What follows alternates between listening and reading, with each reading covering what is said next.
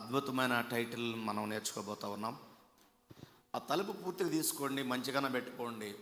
మరీ పట్టింపులు ఉండకుండా అన్నీ చక్కగా ఎక్కడ వస్తువు అక్కడ ఉంచండి. చూడండి, సరిగా పెట్టండి, ఎవరికి అడ్డం లేకుండా. అందరికి మంచి వాళ్ళు అందుబాటులో ఉంచండి. పిల్లల్ని దగ్గర పెట్టుకోండి. ఒక్క పిల్ల అరిస్తే 100 మందికి ఇబ్బంది అవుతుంది. యూట్యూబ్లో వేలాది మంది వింటున్నారు కనుక ఎవరి బిడ్డలను వారు అదుపులో ఉంచగలరని ప్రేమతో నేను కోరుతూ ఉన్నాను. ఈరోజు మన యొక్క వర్తమానం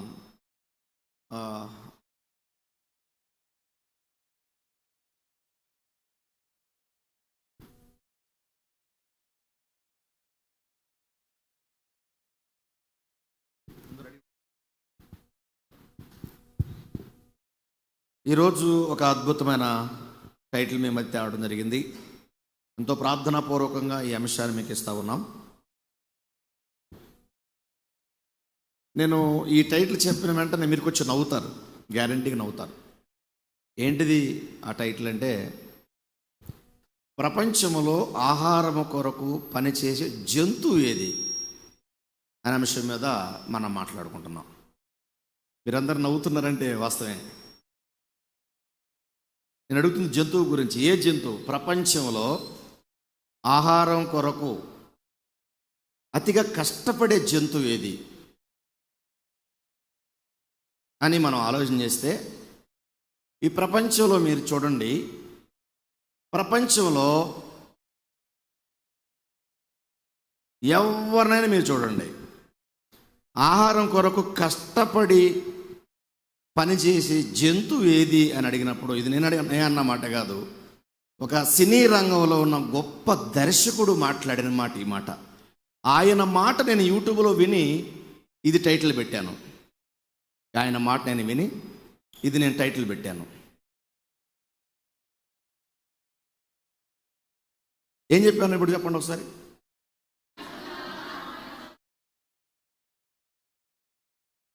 మీకు ఎంత చెప్పినా మీ వాయిస్ రాదు. నేను కన్ను వేస్తూ నేను ఒక కన్ను మిగలు చూపిస్తూనే ఉన్నా. మీకు సేవకుడు అంటేనే గౌరవం లేనప్పుడు మీకు దేవుడే వస్తాడు మీ కాడకి కదా. సంఘాల్లో కూడా ఇలా తగలబడ్డాయి. ఏంటంటే పాస్టరే అందరూ భయపడాలా, ఎందుకంటే డబ్బు కోసం ధనం కోసం వందనాలు చెప్తే డబ్బులు ఎత్తాడు తీయడని అట్లా నేర్పించారు. పాస్టర్లు కూడా చాలా తప్పు ఉంది. అందువల్ల క్రైస్తవులు ఎలా తయారంటే, ఏముందలే ఆదివారం పోవాలా అంతే, ఇది ఒక్కటి మాత్రం గుర్తు, పోవాలా అంతే. ఏమి నేర్చుకున్నాం, ఏం చేస్తున్నాం అన్నది అనవసరం, పోవాలి.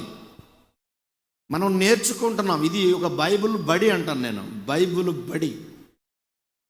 మీ పిల్లలు మీ బడిలో పంపినప్పుడు నేర్చుకుంటున్నాం, మనం కూడా నేర్చుకోవాలి. ఎందుకంటే దేవుడు అదే కోరుతున్నాడు. రక్షణకు వచ్చిన, సత్యమునకు వచ్చిన అనుభవ జ్ఞానం కలిగిన వారై మనుషులందరూ కూడా అనుభవ జ్ఞానం కలిగిన దేవుడు ఇచ్చున్నాడంట అంటాడు ఆ మాట.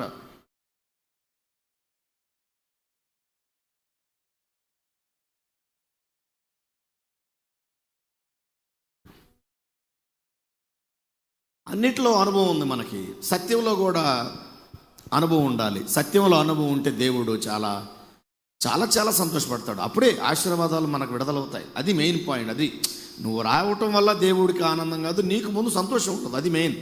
వచ్చావు కదా, అన్నీ వదిలిపెట్టావు. ఈరోజు పని ఉంది వదిలిపెట్టావు, ఇళ్ళు విడిచిపెట్టావు, ఎన్నో బిజీ విడిచిపెట్టావు, సెల్ ఫోన్ కూడా స్విచ్ ఆఫ్ చేసుకున్నావు, బాగుంది. కానీ విషయం ఏంటంటే, వచ్చావు కానీ ఏమీ లేకుండా వెళ్ళిపోతున్నావు. ఖాళీ హృదయంతో వెళ్ళిపోతావు. హృదయంలో ఏముంటలేదు. ఎన్నిసార్లు ఒక మాటను 1,00,000 సార్లు గుర్తు చేసిన ఆ మాట గుర్తు ఉండలేదు. అందుకని దయచేసి మిమ్మల్ని రేపుతున్నాం అంతే. మీ మీద నాకు ఎటువంటి వ్యసనం లేదు. ఒకవేళ నా ముఖం చూడగానే, నా రూపం చూడగానే మీకు కొంచెం కోపం రావచ్చు. ఎందుకంటే నా ముక్కు చూడగానే ఎక్కువగా నేను చిట్లు ఇస్తుంటాను, కోపపడతాను బాగా. అప్పుడు మీకు చాలా కోపం వస్తుంది. కానీ కోపం రేపుతున్నాను, కావాలనే నేను రేపుతూ ఉన్నాను. ఓకే. కాబట్టి ప్రియమైన దేవుని పిల్లలారా, ఒక మంచి మాట చూద్దాం. మత్తయి సువార్త తీయండి ఒకసారి. మత్తయి సువార్త 6వ అధ్యాయం తీయండి అందరు కూడా. సౌండ్ బాగుంది, ఎక్కడ కూడా జాగ్రత్త చూసుకోండి. అందరు కూడా బయట లైవ్ కూడా సౌండ్ అన్ని చెక్ చేసుకోండి ఒకసారి అన్ని కూడా. మత్తయి సువార్త 6వ అధ్యాయం రెఫరెన్స్ కూడా ఖచ్చితంగా స్క్రీన్ మీద వాళ్ళకి కనబడాలి. లైవ్ దగ్గర కూర్చున్న వాళ్ళు ఎవరో జాగ్రత్తగా మీరందరూ కూడా ఈ రెఫరెన్స్ గుర్తుపెట్టుకోవాలి. మీ మైండ్ అంతా నాతోనే ఉండాలని కోరుతున్నాను. ఓకే, రైట్, మంచిది. ఆ, 6వ అధ్యాయం 26వ వచనం చదవండి. ఆకాశ పక్షులను చూడుడి, అవి విత్తవు కోయవు, మైక్ ఆన్ చేసుకోమా. అవి విత్తవు కోయను. ఇంత లేట్ కాకూడదు. కోట్లలో కూర్చుకొనవు, కొట్లలో కూర్చుకొనవు, అయినను మీ పరలోకపు తండ్రి మీ పరలోకపు తండ్రి వాటిని పోషించుచున్నాడు. వాటిని పోషించుచున్నాడు. మీరు వాటికంటే బహు శ్రేష్ఠులు కారా? ఆమేన్. చప్పట్లు కొడదాం ఒకసారి. ఆకాశ పక్షులు చూడుడి, అవి విత్తవు కోయవు, కొట్లలో కూర్చుకొనవు, అయినను మీ పరలోకపు తండ్రి వాటిని పోషిస్తున్నాడు. ఒక దర్శకుడు అన్న మాట, ఆహారము కొరకు అతిగా కష్టపడే జంతువు ఏదైనా ఉందంటే అది మనిషే అన్నాడు. ఆమేన్. అది మనిషే. రియల్గా చెప్పాలి అంటే మీకు ఈరోజు డౌట్ వస్తుంది. మీకు మేము ఆహారం కోసం కష్టపడద్దా, ఏం బోదా ఈ బోదా అనొచ్చు. వినండి, పూర్తిగా విన్నాక ఒక 40 నిమిషాలు విన్నాక అప్పుడు మీరు సంతోషంగా వెళుదురు. కానీ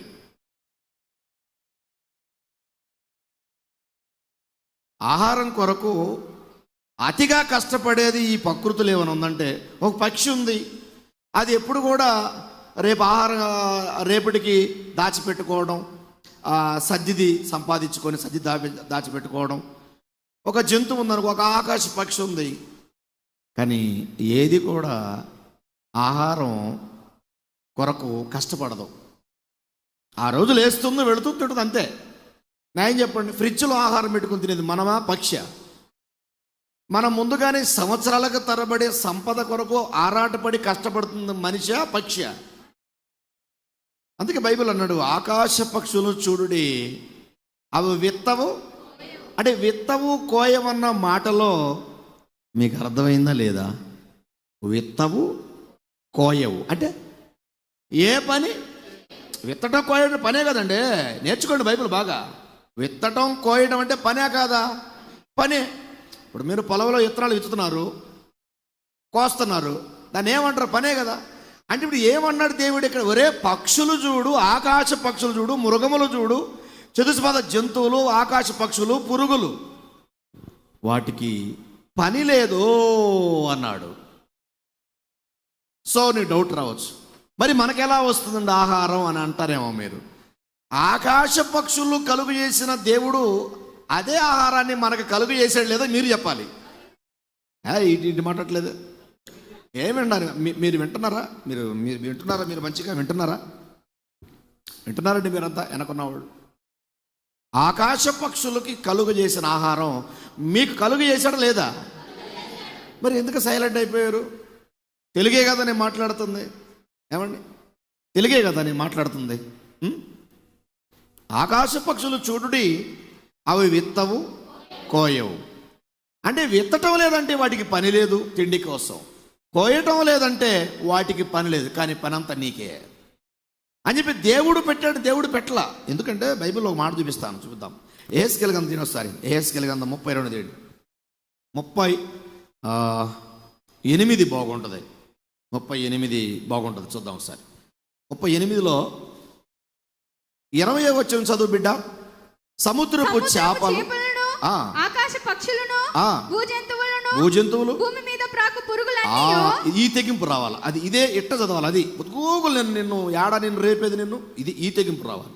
ఎందుకంటే దేవుడు మాటలు కదా మనం మాట్లాడదు, మన లోకస్తుల సినిమా మాటలు కాదు, రియల్ డాడీ మాటలు ఇవి. గాడ్.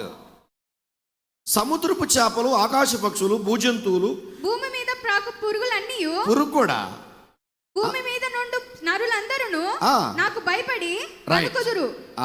భయపడి వణుకుదురు. పర్వతముల ఇప్పుడు ఒక మాట చెప్పు చాలమ్మా, ఒక్కటే చాలు. ఇక్కడ మీకు ఏం చెప్తున్నాడు? ఇక్కడ నాకు సముద్రపు చేపలు భయపడుతున్నాయి. స్క్రీన్ మీద చూపించే కూడా కావాలి సముద్రపు చేపలు. అప్పుడప్పుడు ఆ వాక్యం వచ్చినప్పుడల్లా నీకు సంబంధించింది చూపించండి, జాగ్రత్తగా గుర్తు చేయండి వాళ్ళందరికీ. ఎందుకంటే బొమ్మను చూస్తే వాక్యం గుండెల్లో అతుక్కుంటుంది, అందుకు బొమ్మను చూపించాలా. ఓకే. సముద్రపు చేపలు నాకు భయపడుతున్నాయి, ఆకాశ పక్షులు నాకు భయపడుతున్నాయి, భూజంతువులు నాకు భయపడుతున్నాయి, భూమి మీద ప్రాకే ప్రతి పురుగు కూడా దేవుడికి భయపడుతుందని దేవుడే సాక్ష్యం ఇస్తున్నాడు. ఆమేన్. నేను అడుగుతున్నప్పుడు మీ అందరికీ, ఆకాశ పక్షులు పని చేయకుండా బతుకుతున్నాయి, కానీ మనిషి తిండి కోసం ఎక్కువగా కష్టపడుతున్నాడు. అందుకే టైటిల్ పేరు కూడా ఆహారం కొరకు అతిగా కష్టపడే జంతువు ఏదైనా ఉందంటే మనిషి రూపంలో ఉన్న జంతువే. ఆమేన్. అది ఒక పాఠాన్ని మనం ధ్యానం చేస్తున్నప్పుడు అది ప్రార్థనాపూర్వకంగా ఉండాలి, అది పరిశుద్ధాత్మ ప్రేరణతో ఉండాలి, అది సంచలనాత్మకమైనదై ఉండాలి, అది విప్లవాత్మకమైనదై ఉండాలి, అది పరిశోధనాత్మకంగా ఒక్కొక్క పదాన్ని విడమరిచి చెప్పే విధంగా ఉంటే ఆత్మీయ బిడ్డల గుండెల్లో ఫలిస్తుంది. అందుకంటాడు, నా మాట చుంటి తినే దారుల కంటే మధురంగా ఉంటాయి అంటాడు. మరి అలా చెప్పేది ఎవరు? ఆలోచన చేయకపోతే వాక్యంలో టేస్ట్ దొరకదు. మాంసం తినేవాడికి మాంసం విలువ తెలియదు. ఎముకలో ఉన్న గుజ్జు నవ్వుతాడు, వాడికి తెలుసు ఏ మాంసం బాగుంటుందో. వాక్యాన్ని కూడా ఆలోచన చెయ్యమని ప్రభు పేరట మీకు నేను మనవి చేస్తున్నాను. అవి లోబడుతున్నాయి కాబట్టి వాటికి కష్టం లేకుండా పని లేకుండా వాటిని పోషిస్తున్నాడు. మీ న్యాయం చెప్పండి, అది ఫ్రెష్ భోజనం తింటుందా, సద్ది భోజనం తింటుందా? ఇక హైదరాబాద్ వచ్చిన తర్వాత మంత ఘోరం అయిపోయింది ఇప్పుడు. ఎందుకంటే వారానికి ముందు కానీ మటను చికెను అది తింటాం. ఫ్రిడ్జ్లో ఉన్నప్పుడు బాగుంటుంది, బయటకు వచ్చిన తర్వాత నువ్వు తినేస్తావు, నీ కడుపులో పోయినాక అది గబ్బు కొడుతుంది, పులితేపులు వస్తాయి, ఎరగదు, డాక్టర్ కాడకు పోతావు. ఏందమ్మా అంటే సెలైన్ కట్టాలమ్మా, గ్లూకోజ్ ఎక్కించాలమ్మా, బీపీ డౌను, షుగరు, ఆ వ్యాధి ఈ వ్యాధి అంటాడు. ఆ పేరు మీద 5,000 అంటాడు, 5,000 పోయి 50,000 పోయి 55 లక్షలు అయింది. ఫస్ట్ ఒకటే టెస్ట్ అంటాడు, ఆ టెస్ట్ పోయి ఈ టెస్ట్ ఆ టెస్ట్, మొత్తం అన్ని టెస్టులు, నరాల్లో ఎన్ని బ్లడ్లు ఉందో అన్ని టెస్టులు చేస్తాడు బయటికి. ఎందుకంటే టెస్ట్ పేరు మీద నిన్ను టెస్ట్ చేస్తాడు, నీ డబ్బు అంతా లాగడానికి. ఇది నిజమండి. కొంతమంది డాక్టర్లు అందరూ కదా లైవ్ వెళ్తుంది కాబట్టి, కొంతమంది లేండి, అందరు కాదు, కొంతమంది. కాబట్టి ప్రేమైన దేవుని పిల్లారా, నేను మీకు ఏం చెప్పాలనుకున్నా ఈరోజు అంటే, ఆకాశ పక్షుల్లో పడుతున్నాయి, సముద్ర చేపల్లో పడుతున్నాయి, మృగముల్లో పడుతున్నాయి, భూమి మీద ప్రాకుతున్న ప్రతి పురుగు లోబడుతుంది అన్నాడు. కిందకు వచ్చేలేక నరులు కూడా భయపడదురు, నాకు వణుకుదురు అన్నాడు. సరే, రైట్. నేను అడుగుతున్నా, నిజంగా అన్నీ లోబడుతున్నాయి, నరుడు లోబడుతున్నాడా? సో లోబడ్డా లేదో చూద్దాం. ఆదికాండం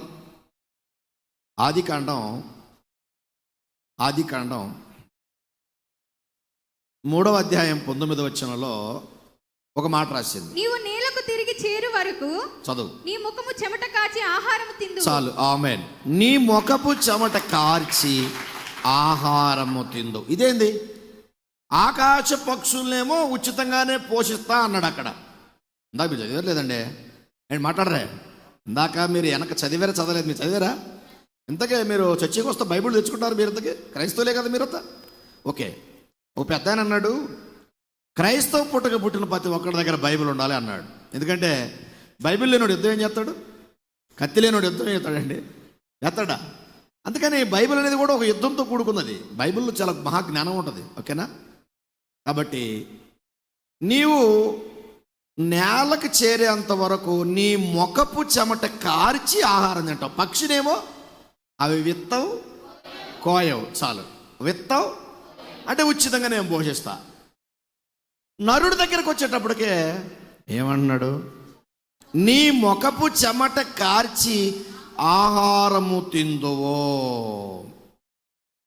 ఎందుకు మనిషికి ఈ శాపం వచ్చిందంటే, మనిషి ఒక మాట మర్చిపోయాడు. దేవుడు ముందే చెప్పాడు. ద్వితీయోపదేశకాండం 8వ అధ్యాయం 3వ వచనాన్ని చూపించు అందరికీ. ద్వితీయోపదేశకాండం 8:3. ఆహారం వలనే కాక యెహోవా సెలవిచ్చిన ప్రతి మాట వల్ల నరులు బ్రతుకుదురు. ఆమేన్. చెప్పండి ఒకసారి. మనిషి ఆహారం వల్ల బ్రతుకుతున్నానని మనిషి కలగన్నాడే కానీ దేవుని మాట వల్ల బ్రతుకుతున్నానని మనిషి మర్చిపోయాడు. ఎందుకంటే దేవుని మాట వల్ల ఎలా బ్రతుకుతాం అని పక్కనోడు చెప్పండి ఒకసారి తొందరగా. నా చూడ మీరు రాత్రి అంతా కొట్టుకొని వచ్చారు అందరు కలిసి, పలుకోట్లు. మీరు చెప్పండి అన్నమాట ఒకసారి. ఎలా బతుకుతామో హెబ్రీ పత్రిక 11వ అధ్యాయం 3వ వచనంలో ప్రపంచములు దేవుని వాక్యము వలన నిర్మాణం అన్నాడు. చాలు అయిపోయింది. నిర్మాణం. యోహాను సువార్త 1:3 కలిగి ఉన్నది ఏది యేసు లేకుండా, అంటే ఏ ఆహారం అయితే నువ్వు తింటున్నావో అది దేవుని వాక్యం వల్ల. విస్ఫోటనం అన్నాడు దాన్ని ఇంగ్లీష్లో, విస్ఫోటనం తెలుగులో, దాని ఇంగ్లీష్లో బిగ్ బ్యాంగ్ అన్నాడు. ఏ థియరీ ఇది? Big bang theory. ఈ బిగ్ బ్యాంగ్ అంటే శబ్దం. శబ్దం వలన విశ్వం పుట్టింది. ఆ శబ్దం ఎవరో కాదు, ప్రపంచములు దేవుని వాక్యం అన్నాడు. వాక్యం అనగా యేసు. యోహాను సువార్త 1:14 ఆ వాక్యమే శరీరధారి అది శరీర కృపాసత్య సంపన్నుడుగా మన మధ్య వచ్చాడు. వాక్యమైన యేసు మన మధ్యకి రాకముందు వాక్యంగా ఉన్నాడు. ఆ వాక్యమే అన్నీ చేసింది. చాలు వినండి, అన్నీ చేసింది వాక్యం. ఆ వాక్యం ఎవరో కాదని మీరు అడిగితే మీకు బైబిల్ ఇచ్చినటువంటి విధానం ఏంటంటే యేసుక్రీస్తే. కలిగినది ఏది ఆయన లేకుండా. 3వ ఆయన అన్నాడు యోహాను సువార్త 1:3. 14 వచ్చేలకు ఆ వాక్యం, ఏ వాక్యం? 1వ ఆది యందు వాక్యం దేవుడి యొక్క ఉండినన్న వాక్యమే శరీరధారిగా వచ్చాడు. 14 రాశాడు. అంటే యేసు ప్రభు ద్వారా అన్ని కలిగి. ఇది మోషే చెప్తున్నాడు. మోషే ఆహారం వలనే కాక దేవుని యెహోవా సెలవిచ్చు ప్రతి మాట వల్ల. ఇదే సందర్భంలో తీకండి, మత్తయి సువార్తలో 4:4-5 మనుషుడు రొట్టె వల్ల మాత్రం బతకడు, దేవుని నోటి ప్రతి మాట వల్ల. చాలు, ఆమేన్. చెప్పడం సార్ అది. ఓకే, ఆలోచించండి, ఆలోచనాత్మకంగా కూర్చోండి, ఆలోచనాత్మకంగా వాక్యం వినండి. నాకు అది చూస్తే అర్థం కాదు, మీకు ఆలోచించాలి. ఎక్కడ కూర్చున్న ఆలోచించకపోయినా వాక్యం ముందు వచ్చేసి ఆలోచించాలి. ప్రేమతో నీకు చేతులు దండం పెడుతున్నాం మీ అందరు కూడా ఆలోచించాలి. దేవుడి సమాజానికి ఏమి నేర్పిస్తున్నాడా అంటే, ఒరే మనిషి, దేవుని మాట వల్ల బ్రతకొచ్చు అంటే ఎలా బతుకుతామంటే మాట వల్లే కదా ఈ ప్రకృతి కలిగింది. అలాంటప్పుడు ఆయన నిన్ను ఎందుకు పోషించడు? అందుకన్నాడు కదా, ఆకాశ పక్షులు చూడు విత్తం కోయవు, కొట్లలో కూడా కూర్చుకో. అంటే రాబోయే సంవత్సరానికి ఇంట్లో ఒక 10 క్వింటాల్ రైస్ పెట్టుకుంటాం, లేదా అన్నీ కొనేసుకుంటాం, గూడెల్లో పెట్టుకుంటాం, కంపెనీలో పెట్టుకుంటున్నాం, స్టాక్ చేసుకున్నాం, అన్నీ ప్యాక్ చేసాం, కవర్లో ప్యాక్ చేసాం, అన్నీ పార్సల్ చేసి ఇంట్లో పెట్టుకున్నాం. ఫ్యాక్టరీలో కొట్లు, వీటి కొట్లు లేవు అంటూ కిందకు వచ్చేకి మన గురించి చెప్తున్నాడు. అయినా మీ పరలోకపు తండ్రి వాటిని పోషించినప్పుడు మిమ్మల్ని ఎందుకు పోషించడో చెప్పండి. ఆమేన్. అంటే ఇక్కడ అర్థం ఏంటంటే, మీకు అర్థం కావడం మాట చెప్తా. 78వ కీర్తన 18వ వచనంలో, వారు తమ ఆశ కొలది ఆహారమును నడుగుచు దేవుణ్ణి శోధించరు. చాలు, ఏమన్నారు ఇక్కడ? ఇశ్రాయేలు అరణ్యంలో వస్తున్నప్పుడు ఆడేం జరిగిందంటే ఆయన ఆహారం వాళ్ళకి ఇస్తున్నాడు. అయితే ఇశ్రాయేల్ ప్రజలు 6 లక్షల మంది ఏం చేశారంటే, మోషే ప్రార్థన చేస్తున్నప్పుడు దేవుడు ఆహారం ఇస్తున్నాడు, వీళ్ళు తింటున్నప్పుడు వీళ్ళు ఏం చేయాలి చెప్పండి?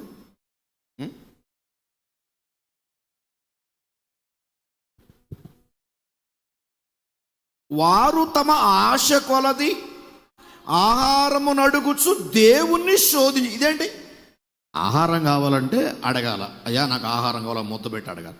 మళ్ళీ దేవుణ్ణి శోధించిరేంటి? ఇదేంటి? అంత అనుమానమా? అర్థమవుతుందా మీకు?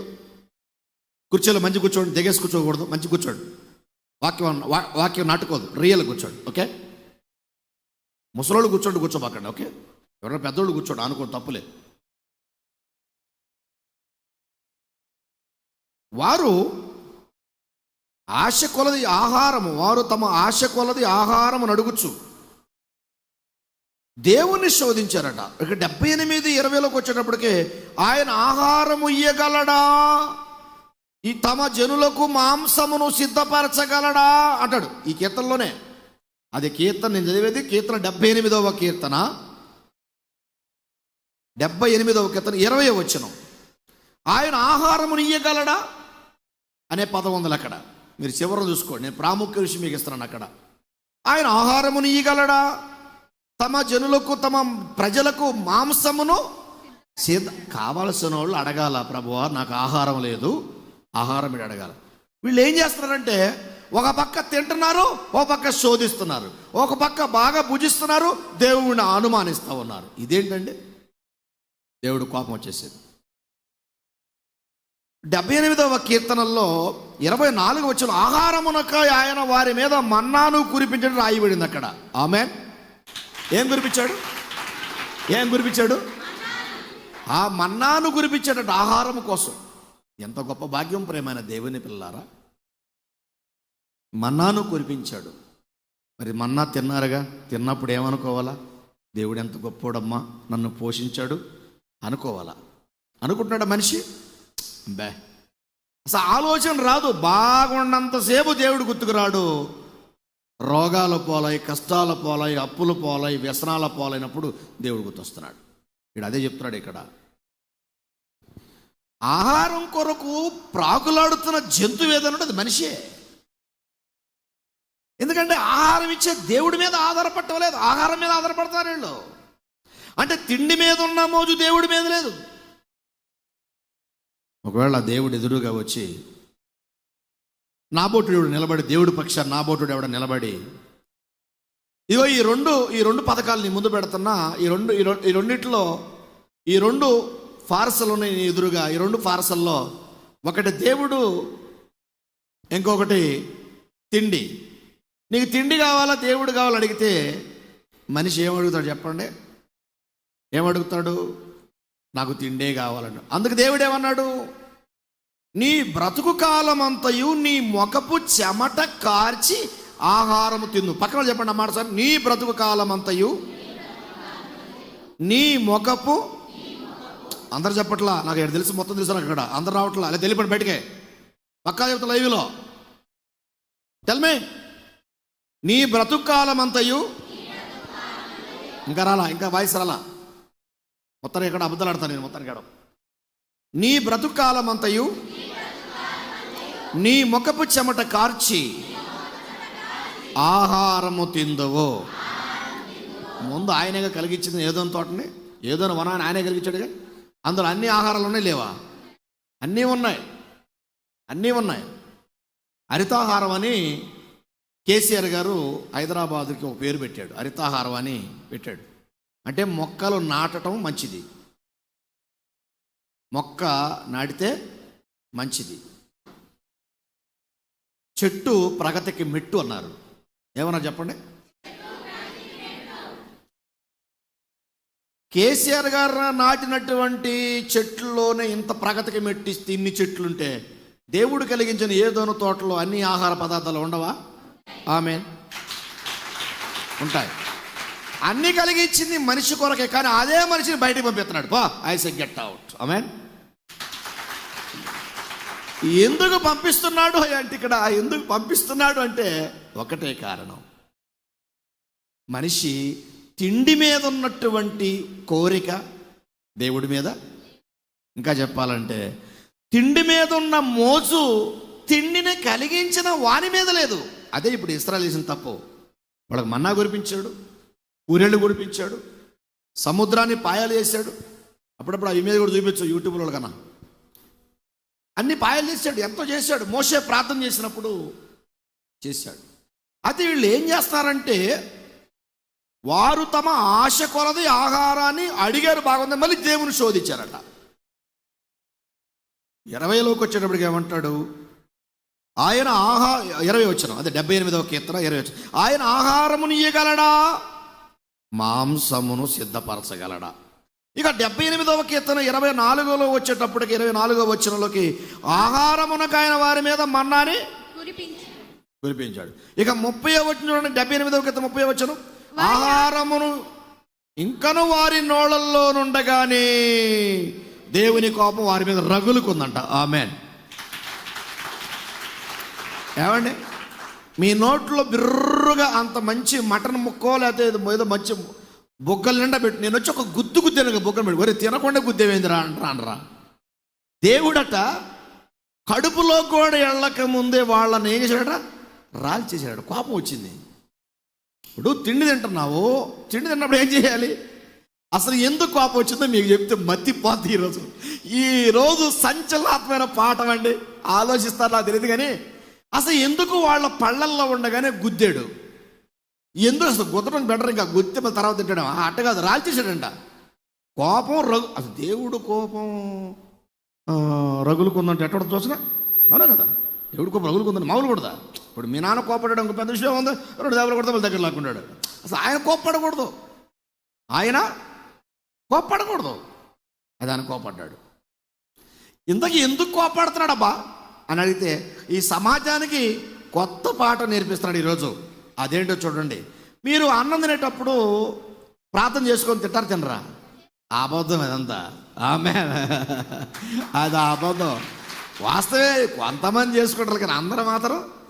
అదే కనుక గొడ్డు కారం అయితే అప్పుడు తిడతారు, ప్రభు ఏంది నా మోకానికి వెళ్ళాలి. అదే మటన్ అనుకోండి, వాస్తవ తొందరగా ప్రార్థన చేయరు, నువ్వా తొందరగా ప్రార్థన చేయరు అంటాడు. అందుకు దేవుడు ఏమన్నాడు, ఎందుకు వాళ్ళందరిని కొట్టాడు, ఎందుకు వాళ్ళ మీద కోపం రగిల్చాడు? ఆహారం కలిగించిన దేవుడే కదా. ఎందుకు అంటే చూద్దాం. 14వ కీర్తన 4వ వచనం, యెహోవాకు ప్రార్థన చేయక ఆహారమును మృంగునట్లు అంటాడు అక్కడ. చాలు, ఆమేన్.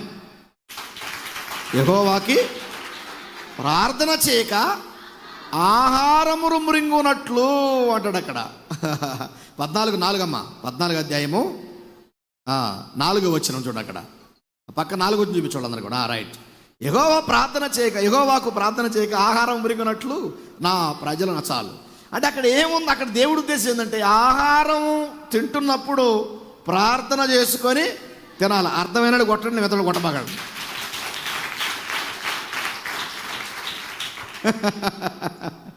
నాకు ఈ మాట భలే ఇష్టం. ఒక ఆయన అంట బిర్రగా ప్లేట్లో భోజనం పెట్టుకొని మంచిగా తింటా ఉన్నాడంట. అయితే అందరూ ఎవరే ఆ ప్రార్థన చేసుకోకూడదు తింటావేంద్రా అంటే, సరే వాళ్ళ కోసం ప్రార్థన చేసి ప్రార్థన చేస్తాను. ప్రభువా, ఎన్నో దినాల నుంచి నేను సంవత్సరాలు కష్టపడి సంపాదించుకొని ఈ ఆహారం తింటున్నాను, నీది కాదు నీ అమ్మ మొగుడిది కదా అన్నట. ఆమె ఏమన్నాడు? నీది కాదు ఆమె నన్ను కళ్ళు తెచ్చాడు, కుక్కొచ్చి తింటా తినేసి వెళ్ళిపోయింది. ఆమె ప్రేమైన దేవుని పిల్లలారా, ఆహారం నీకు ఇచ్చిన నువ్వు వీధిలో వెళుతున్నప్పుడు ఒక అరటిపండు తింటున్నావు, ఒక యాపిల్ పండు తిన్నావు. ఆ యాపిల్ పండు తింటున్నప్పుడు ప్రభువా నాకు ఇచ్చిన ఈ కాయను బట్టి నీకు స్తోత్రం ప్రభు అని, అదే ప్రార్థన. అంతే. అతను నేనేదో 26 గంటల పని మొత్తం ఆపేసేయమల్లా ప్రతి విషయంలో ప్రార్థన. ఒక హైందవుడి దగ్గర వెళ్ళండి. ఉదాహరణకి ఒక హైందవుడు బేల్దారి పని చేస్తున్నాడు అనుకోండి. ఆ టాపీస్ సిమెంట్లో పెట్టినప్పుడు వాడు ఏం చేస్తాడు? వాడు ఆ సిమెంట్ అటు పెట్టగానే చేస్తాడు. అంటే వాడికి నిజమేం తెలియదు కానీ మొత్తంగా ఆ ట్యాప్ని మొక్కుతాడు. సుత్తితో పనిచేసేవాడు సుత్తికి మొక్కుతాడు, కొడవలతో పనిచేసేవాడు కొడవలకి మొక్కుతాడు, తాడుతో పనిచేసేవాడు తాడుకు మొక్కుతాడు, చెప్పులతో పనిచేసేవాడు చెప్పులకు మొక్కుతాడు. దేవుడు అన్నాడు, మొక్కాల్సింది సృష్టి కాదురా, ఇవన్నీ కలుగజేశాను నాకు. దేవుడు అన్నాడు అన్నమాట. ప్రార్థన చేయకుండా ఉంటే ఇప్పుడు నీకు ఆహారం పెడుతున్నాడు, నువ్వు ట్యాంక్స్ చెప్పకపోతే ఏం బాగూడదు. ఇప్పుడు మీ ఎదురింటోడు కరాపకి ఇచ్చారనుకో ఏం చేస్తాను? ట్యాంక్స్ అంటావు. పాసిపోయిన పప్పు ఇస్తే వందాలు అంటావు. కరాపాకు తొక్కిచ్చిన ఒక్క గ్లాస్ చాయ్ ఇస్తే ఎన్ని సంవత్సరాలు చెప్పు. ఇంటికి పోగానే చాయ్ ఇచ్చారు బ్రదర్. శ్యామ్ సుందర్ సునీత గారు ఉన్నారు. నాకు తెలియదు ఎప్పుడు సంఘ పెద్దలు దానియేలు గారు రేపుకా గారు వాళ్ళ ఇంట్లో తీసుకెళ్తే అప్పుడు మనకి ఇక్కడ వారు వచ్చినప్పుడు ఇక్కడ అనుకూలత లేక మరి దానియేలు గారు రేపుకా గారు డీసీపీ గారి ఇంట్లో ఉంటున్నారు. అది డబుల్ బెడ్రూమ్ భలే ఉంటుంది. అక్కడ అన్ని ఏర్పాట్లు బాగున్నాయి. రేపుకా గారు దానియేలు గారు అన్నయ్య మేము తీసుకుని దైవజనుడిని మేము తీసుకుని వెళ్తాం, మా ఇంటికి పంపించండి ఈ ఒక్క పూట అన్నారు. పంపించాం. ఏం చేశారు నాకు తెలియదు. నేను సోరారం వెళ్ళేటప్పటికి శ్యామ్ సుందర్ గారు సునీత గారు సంఘం అందరు ఎదుట అన్నయ్య అబ్బా ఒకసారిగా 2 సార్లు కదా కప్పు మీద కప్పు కాపీ ఇస్తూనే ఉంది అన్నయ్య. చెల్లెమా అన్నయ్య ఒక పక్క, భూలక్ష్మి ఒక పక్క, తినండి అన్నయ్య తాగండి అన్నయ్య.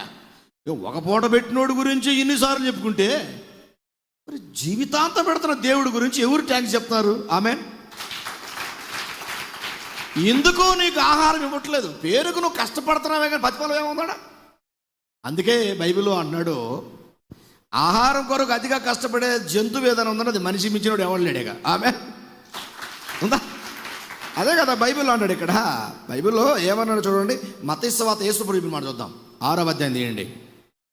మత్తయి సువార్త 6వ అధ్యాయం 11వ వచనం చదవండి ఒకసారి.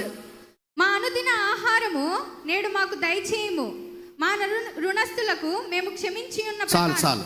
ఆ మొదట్లో ఏమన్నాడు యేసయ్య? మా అనుదిన ఆహారం నేడు మాకు దయచేయము. మా అనుదిన ఆహారం మాకు దయచేయమన్నాడా? 1 సంవత్సరం ముందే దయచేయమని చెప్పాడా? ఆమేన్. నాకు చూడ ఈ సైడ్ ఉన్న వాళ్ళకి రుచిగా లేదనుకుంటా ఈ మాటల్లో, వంట పడట్లేదు, అందుకే సప్పట్లో సప్పకొత్తని. అదే గాడ్ బ్లెస్ యూ చెప్పు, అబ్బాబ్బా వద్దన్నా కొడతారు. బుద్ధి ఉండాలి భయ్యా. ఆమేన్. ఇప్పుడు వచ్చినాయి, తిట్టించుకుందాక మన వాళ్ళకి బుద్ధి వచ్చేయట్లేదు నాకు చూడ. ఆడ ఏమన్నాడు? మా అనుదిన ఆహారం మాకు. మనం దేని గురించి అడుగుతాం తెలుసా? మనం ఒక 10 సంవత్సరాలకు సరిపడే సరుకులు మాకు దచ్చే. నిజంగా అడుగుతాం, అడగమా, ఖచ్చితంగా అడుగుతాం. కానీ యేసు ప్రభు చెప్పిన ప్రార్థన ఏందో తెలుసా? మా అనుదిన ఆహారం మాకు దయచేయము. అంటే దీని అర్థం ఏంటంటే మనిషి దేవుడిచ్చిన దానికి ప్రార్థన చేయటంలా. కుర్రాళ్ళు వింటున్నారా? యవనస్తులు వింటున్నారా? దేవుడిచ్చిన ఆహారానికి ఏం చేయాలి మీరు? యెహోవాకు ప్రార్థన చేయక ఆహారం రింగునట్లు, అంటే ఒక నవలకుండా మింగుతాడే ఒకవేళ, అందుకే రాశాడు బైబిల్లో. ఆమేన్. దయచేసి చెబుతున్నా, ప్లేట్ కాడ లేట్ అయినా నవిలి మింగినోడు కన్నా బుద్ధిమంతుడు ఒక లేడు. నవిలే తినండి, లేట్ అయినా పర్లా. ఎందుకంటే నేను తొందరగా లేవాలి, అందరికంటే ముందు లేవాలి, గిన్నిస్ బుక్ ఎక్కడ ఒట్టి మాటలు అవన్నీ. తొందరగా తిన్నావో ప్రమాదం. నవిలి తిను, దాన్ని రుచి చూస్తావు, దాని టేస్ట్, దాని మధురం, దాని యొక్క మధురాతి అనుభూతి పొందుతూ తింటావు. నవ్వుతూ తినాలి, మింగకూడదు. అందుకే అన్నాడు. ఇక మింగేవాడు ఎవడంటే ప్రార్థన కూడా చేయకుండా మింగేత తొందరగా ఉన్నవాడు మింగుతాడు కదా. ఆమేన్. అంతే. న్యాయం చెప్పండి. ఏడన్నా కుటుంబ ప్రార్థనలు బహిరంగ సభ జరుగుతుంది అనుకోండి, నేను ఎక్కువ చోట వెళ్తూ ఉంటాను, చాలా ఇక్కడ కదండి, చాలా వెళ్తుంటా కదా. ఇక మన డ్యూటీ అదే కదా, మన బతుకు అదే కదా. ఎన్నో గ్రామాలు వెళ్తున్నప్పుడు ప్రార్థన వాక్యం ప్రారంభించినప్పుడు అందరూ సగం వాక్యం అయిపోయినాక వచ్చేవాళ్ళు ఉంటారు. కానీ ప్రార్థన అయిపోగానే ఆహారం దగ్గర ప్రార్థన చెప్తే, బ్రదర్ తొందరగా కానీ బ్రదర్, తొందరగా కానీ బ్రదర్. ఎందుకు? వాసన వస్తుంది. ఇక్కడ ఇశ్రాయేలు పళ్ళల్లో ఉండగానే ఏం చేశాడు? రాల్చేసాడు. ఆమేన్. అంతే. మీకు డౌట్ వస్తుంది, అరే దేవుడు ఇంత చెడ్డోడా అని. మీకు అట్లా కుదరదు. ఎల్పి ముందు మీరు అంటే ఒప్పుకొని కూడా. అందుకే మీకు అన్నీ చెబుతున్న సమాధానం. దేవుడు తిన్నందుకు కోపల్లా, తినటానికి ఇచ్చిన దేవుడిని గుర్తు చేసుకోకుండా ట్యాంక్స్ చెప్పకుండా తిన్నా చూడు, అది. అందుకే ట్యాంక్స్ చెప్పడం నేర్చుకోవాలి. ట్యాంక్స్ అంటే ప్రార్థనే. ఆమేన్. అది. ఒకవేళ మీకు డౌట్ వస్తే, మరి ఆకాశ పక్షులకి ఉచితంగా పెడుతున్నాడు కదా, మరి ఆకాశ పక్షులు ఎత్తమన్నాడు, కోయమన్నాడు, వాడికి పని లేదు. మరి ఆహారం కొరకు కష్టపడి ఆహారం సంపాదించిన జంతువు మనిషి అయితే, మరి ఆకాశ పక్షులు ఎత్తనప్పుడు కోయినప్పుడు వాటికి ఎందుకు ఆహారం పెడుతున్నాడు అని మీకు డౌట్ వస్తే, దానికి బైబిల్ ఇచ్చిన కొటేషన్ ఏబు గ్రంథం చూద్దాం. ఏబు గ్రంథం 38:41 బిడ్డ, 41, 38 అధ్యాయం 41. తిండి లేక తిరుగులాడుచు కాకి పిల్లలు దేవునికి మొరపెట్టినప్పుడు. ఆమేన్. తిండి లేక తిరుగులాడుచు కాకి పిల్లలు ఆహారం కొరకు దేవుడికి మొరపెట్టినప్పుడు చాలు. సపోర్ట్ పెట్టి ఒకసారి. ఇప్పుడు మీకేమర్థమైంది? కాకులకు ఆహారం ఎందుకు పెడుతున్నాడయ్యా దేవుడు ఉచితంగా అంటే, అది ప్రార్థన చేస్తుంది. ఆమేన్. మనం వాడతాం, ఏం వాడతాం? ప్రార్థన వినేడే పావనుడా, ప్రార్థన మాకు నేర్పమయ్యా అంటారే కానీ అసలు ఇంట్లో ప్రార్థన చేయరు. చేస్తారా? నిజం చెప్పండి. మనం వేరే పద్యాలు పాడుతుంటాం. ప్రార్థనే ప్రార్థనే ప్రార్థనే నా ప్రాణమో. మళ్ళీ ఏమంటాం మనం?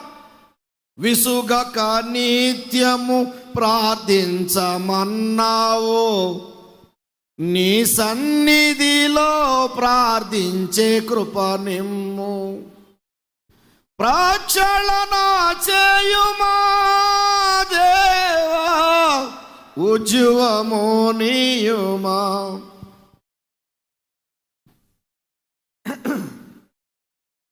ప్రక్షాళన చేయుమా దేవా ఉజ్జువ. ఎందుకు ఇట్లేదు ఉజ్జువం? పాట పాడి ఇంటికి పోతే ఇంట్లో ప్రార్థన ఏది? అందుకే చెప్తుంది బైబిల్, ప్రతి క్షణం మీరు ప్రార్థన చేసుకోండి. అరే కాకులు కాకి పిల్లే ప్రార్థన చేస్తుంటే ఈ పిల్లకి నేర్పింది ఎవరు? ఆమెన్. తల్లి ఆడ కాకి పిల్ల అని అడుగుతుందా? ఎందుకు చెప్పినా ఆ రెఫరెన్స్ ఎందుకు ఇచ్చాను మీకు నేను పిల్లని? అరే పిల్లే ప్రార్థన చేస్తుంటే పిల్లకి నేర్పించింది ప్రార్థన ఎవరు అంటే తల్లే. ఆమెన్. ఇప్పుడు తల్లిదండ్రులు ప్రార్థన నేర్పిస్తున్నారు ఆ పిల్లకి? నాకు డౌటే. ఏ బాబు ప్రార్థన చేస్తున్నారు మీరంతా? నిజం చెప్పండి రా, మీ అందరిని అడుగుతున్నా, నా పిల్ల కాబట్టి. బాగా ర్యాంకు కావాలనుకున్నప్పుడు మాత్రం ప్రార్థన గట్టిగా అడుగుతారు, అవునా? బోర్డ్ ఎగ్జామ్ వచ్చిందంటే మామూలు ఎగ్జామ్ అడగరు మళ్ళీ. బ్రదర్ అయ్యగారు అంతే బ్రదర్స్ గారు, అవును కదా. బోర్డ్ ఎగ్జామ్ రాగానే కొంచెం మా అబ్బాయి కోసం ప్రార్థన చేయరు, మా అమ్మాయి కోసం ప్రార్థన. సరే ఓకే బాగోదు. ప్రార్థన చేసిన తర్వాత దేవుడి దయ వల్ల రిజల్ట్ వచ్చిందనుకోండి. అయ్యగారు మా అబ్బాయికి మీ ప్రార్థన వల్ల రిజల్ట్ వచ్చింది అని చెప్తారా? అబ్బే గుర్తుకొడరా. మాయగోళ ఏంటంటే క్రైస్తవుల్లో ఆపదలో ఉన్నప్పుడు అయ్యగారికి చెప్పే ప్రార్థన చేయించుకున్నావు. ఆపద తప్పిపోయింది అయ్యగారు, ఆపద తప్పిపోయింది అనరు. మళ్ళీ ఇంకొక ఆపద చూడు, అప్పుడు ప్రార్థన. ఇది పెద్ద మాయగోళ.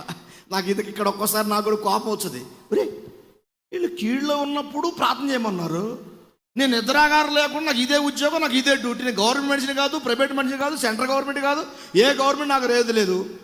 అంగబలం, ధనబలం, భుజబలం, రాజకీయ బలం, చుట్టాల బలం, బంధువుల బలం, రక్షబంధుల బలం, డబ్బు బలం ఏది నాకు లేదు. నాకు ప్రార్థన ఒక్క ఆయుధం. నేను నిరంతరం మోకాళ్ళు అల్లంగా కాయలు కట్టేలాగా నేను ప్రార్థిస్తున్నాను. మేలు జరిగినప్పుడు నువ్వు నాకు ఆడకు వచ్చి అందరి ముందు నిలబడి ఇదిగో అన్నయ్య గారు ప్రార్థన చేయటం వల్ల యేసయ్య నాకు ఈ మేలు చేయను అందరి ముందు ఎందుకు చెప్పట్లేదు? నువ్వు దొంగవా? ప్రియా దేవుని పిల్లారా, నువ్వు దొంగనగా నేను బాధపడుతున్నావు కదా, దేవుడే రాశాడు మీరు దొంగలు అన్నారు. ఆయన దగ్గర మేలు పొందినప్పుడు నిలబడి ఎందుకు చెప్పవు?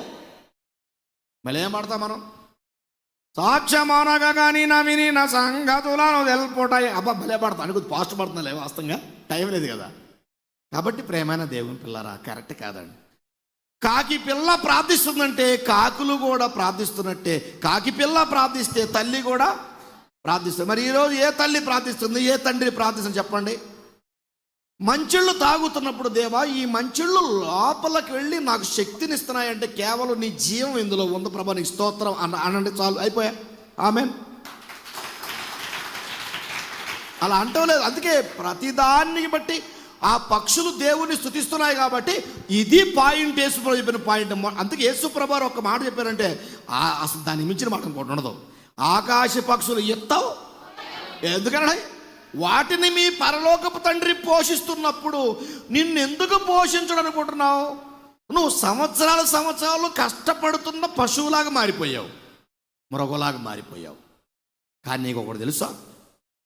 ఆహారాన్ని కలిగించి నన్ను గనక నువ్వు గుర్తించగలిగితే తగిన సమయంలో నీకు ఏం కావాలో నేను నీకు ఇస్తానన్నాడు దేవుడు. ఆమేన్. కీర్తన గ్రంథం 104వ కీర్తనలో ఒక మాటను చూడండి ఒకసారి. 104వ కీర్తన 21వ వచనంలో సింహపు పిల్లలు గర్జించుచున్నవి, తమ ఆహారమును దేవుని చేతిలో నుండి తీసుకొని చూచుచున్నవి. చూసావా, చాలు. సింహ పిల్లంట ఆహారమును దేవుడు చేతుల్లో నుండి తీసుకోవడానికి ఎదురు చూస్తున్నాయంట. ఏంది మీకు అర్థమైంది మీనింగ్? చెప్పండి ఒకసారి అందరూ కూడా. సింహపు పిల్లలు, అందరూ చెప్పండి. సింహపు పిల్లలు ఆహారము కొరకు దేవుని చేతిలో నుండి తీసుకొనగోరుచున్నవి. ఎందుకు? అడవిలో దొరకదు ఆహారం వాడికి. ఇంకో మాట దశ నీకు, ఒక జంతువు లేకపోతే ఒక ఖడ్గమృగం, ఒక సింహాలు, పులులైన ఆహారం కోసం ఎదురు చూస్తున్నప్పుడు దేవుడికి మొరపెట్టుకొని వెళ్తాయట. ఆమేన్. మరి నోరు లేని పక్షులు దేవుడికి మొరపెడుతున్నప్పుడు, నోరు లేని మృగములు దేవుడికి మొరపెడుతున్నప్పుడు, అందుకు ఇందాక అన్నాడు, నాకు పురుగులో పడుతుంది, ఆకాశ పక్షులో పడుతుంది, సముద్రపు చేపల్లో పడుతున్నాయి, నరులు కూడా నాకు లోబడి నా ముందు గడగడ వనకాలన్నాడు. వనకడం కాదు, అసలు భయపడేవాడే కదా, వనకడం కాదు, అంతే కదా. కోసమా ముందు ఈ పాయింట్ ఇక్కడ ఏమొచ్చింది ఇక్కడ మనకి, అవును కదా, ఏ తర్వాతే అవునా కదా. ఇక్కడ ఏమొచ్చింది, ఇక్కడ వెంకట్రావు ఏమొచ్చింది ఇక్కడ, ముందు వనకడం కాదు, అసలు భయమే లేకపోతే ఇంకా అడుగుతావు ఇంకా నువ్వు. ఈరోజు ఎవరి నుంచి ఎవరు అడుగుతున్నారు ఇప్పుడు, నువ్వు దైవజనుడు చూసే నువ్వు వనకో గర్వంగా ఇంటికి వెళ్ళిపోతావు, మరి దేవుడు చూసి ఏమనుగుతావు ఇంకా నువ్వు. ఇశ్రాయేలు పళ్ళల్లో ఉండగానే దేవుడు కోపం వచ్చిందంట, పెట్టింది ఆయనే. మళ్ళీ ఇప్పుడు 40 ఏళ్ళు నడిపించినోడు ఆ ఒక్కరోజు పెట్టలేడా, ఎందుకు రాలి చేశాడు, అంతే కదా. 40 ఏళ్ళు తిండి పెట్టినోడు ఒక్కరోజు పెట్టడా. మన ఒక 2 కుటుంబాల ప్రార్థన పోయామండి మేము, అబ్బా మన భోజనాలు ఏం చేశారా మన బ్రదర్స్ సిస్టర్స్ అన్నారు. మరి ఒక పూట పెట్టిన వాళ్ళకి మనం ఏం చెప్పుకుంటే, మరి దేవుడు ఇన్నేళ్ళు పోషిస్తున్నాడు ఎట్లా మనం. సరే మీ అందరూ డౌట్ రావచ్చు, మరి మేము కష్టపడటం తప్ప అనొచ్చు. ఒకటి గుర్తుపెట్టుకో, నువ్వు కష్టపడుతున్నావు కానీ అసలు ఆ కష్టపడడానికి నీ రెక్కల్లో శక్తినిచ్చి, నీ చేతులు సడలించి, నీ కాళ్ళను దృఢపరచి, నీ ఆత్మని ఉద్యమంతో నింపి, నీ గుండెని 72 సార్లు లప్టప్ లప్టప్ లప్టప్ లప్టప్ అని కొట్టుకుంది. అలా ఉన్నామంటే దేవుడి కృప. కానీ ఆ గుండె డబ్బు జబ్బు డబ్బు జబ్బు డబ్బు జబ్బు అనకూడదు, ఏమనకూడదు. ఆ తర్వాత నీకేమైంది, నువ్వు డబ్బు జబ్బు అనవనుకో, రకరకాల వ్యాధులు మొదలవుతాయి. ఈరోజు చాలామంది గుండె మార్చి మళ్ళీ గుండె ఎత్తున్నారంట. నేను ఒక మాట చెప్పనా, అక్కినే నాగేశ్వరరావు గారికి సినీ హీరో, మంచి గొప్ప నాయకుడు అండి, నిజం చెప్పాలండి, మంచి నాయకుడు. మీకు తెలుసు కదండి, మీరు చిన్నపిల్లప్పుడు నేను చూసాను, ప్రేమాభిషేకం నీకు నాకు పట్టాభిషేకం, ఒక దేవుని గుడిలో ఒక దేవత ఒడిలని పాటలు పాడేది చూసావా, ఆయన బాలేదు కానీ చెప్తున్నా, ఆయన నటించాడు కాబట్టి. ఎస్పి బాలసుబ్రహ్మణ్యం ఆ పాట. అటువంటి గొప్పవాడు గుండె తీసి ఇంకో గుండె వేయించుకున్నాడు. చచ్చిపోయాడు ఉన్నాడా ఎడా, గుండె మార్చడంలో ముఖ్యం కాదు. గుండె చెదరిన వారిని బాగు చేయువాడని, వారి గాయములన్నీయు కాటుచున్నావా. అది ఎవరిని, గుండెకి మార్చి గుండేసి డాక్టర్ మీద కాదు నువ్వు ఉండాల్సింది, ఆ గుండెనే తయారు చేసి నీలో పెట్టాడే అయ్యా. ఈ గుండెలో డాక్టర్ దగ్గరికి వెళ్ళిన తర్వాత నాకు అర్థమైంది కానీ ఆ గుండె ఇన్నేళ్ళు నాలో ఉన్నా కానీ నీ మహిమను నేను గుర్తించలేకపోయాను ప్రభువా అని మనం ప్రార్థన చేయటం వల్ల. అందుకే ఆకాశ పక్షులను పోషిస్తున్నాడు. నిన్నేమో సంవత్సరాలు ఖర్చు పెట్టినా కష్టపడినా ప్రయోజనం లేదు, ప్రయోజనం లేదు నీకు. మీకు డౌట్ వచ్చుద్దా, మమ్మల్ని మేము కష్టపడద్దన్నాడు పాస్టర్ గారు అంటే సోమరిపోతులో తిరగమని కాదు,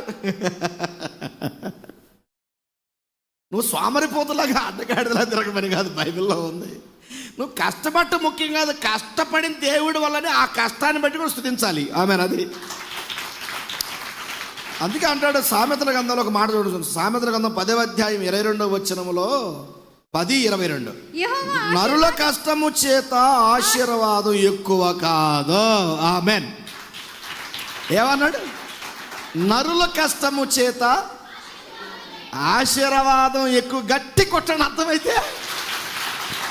చేతులు మంటలుగా ఉన్నాయి కదా, ఆపండి. అంటే నా ఉద్దేశం ఏంటంటే, చెయ్యి మంట పుడితే రెండోసారి గుర్తొచ్చు దేవుడు కృప. ఏమండి, చాలామంది ఏమనుకుంటారంటే నేను కష్టపడటం వల్ల నాకు ఉండదు ఎక్కువైంది అనుకుంటున్నారు. ఇక్కడ ఆయన అంటున్నాడు, నరుల కష్టము చేత నీకున్న ఆశీర్వాదం ఎక్కువ కాదు. మరి ఎక్కువ కావాలని ఏం చేయాలా, ప్రార్థన చేయాలా. ఎట్టా, యథార్థ హృదయంతో. ప్రసంగి గ్రంథం 2వ అధ్యాయం తీయండి. ముగించేసుకుందాం, ఇంకా దగ్గర పడ్డ, నేను కూడా దగ్గర పడ్డా, మీరు కూడా వెళ్ళిపోతున్నారు కానీ ఇంకెందుకు, అయిపోయింది ఆరాధన గోయిందా. ఇప్పుడు చూద్దాం.